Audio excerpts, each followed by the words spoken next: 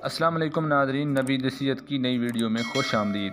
आज मैं आपके साथ बहुत ही कमाल की रेमेडी शेयर करूंगा। जिस बंदे ने इसे इस्तेमाल कर ली वो ज़िंदगी भर तनासल की वजह से मार नहीं खाएगा। जिस बंदे की टाइमिंग कम है, तनासल छोटा है, तो आज मैं आपको बताऊंगा एक ऐसी ज़बरदस्त चीज़ जिसे आपने प्याज के अंदर लेप करनी है और तनासल के ऊपर बांध देनी है धागे की मदद से। 10 मिनट के अंदर अंदर अगर तनासल 2 इंच का है तो 5 इंच का हो जाएगा, अगर 6 से 7 इंच का है तो 10 से 12 इंच लंबा हो जाएगा। इतनी कमाल की वीडियो लेकर आप तमाम अहबाब की खिदमत में हाजिर हूँ।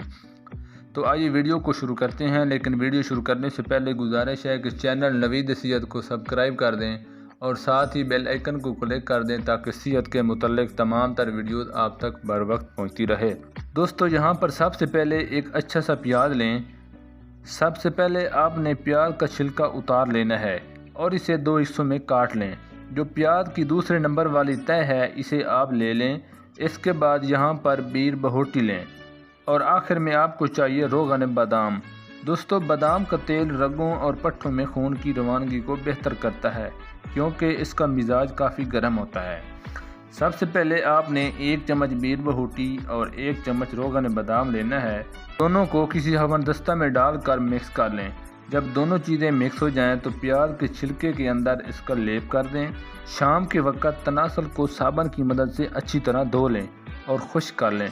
फिर इस प्याज के छिलके को तनासल के ऊपर बांध लें और ऊपर से धागा बांध दें।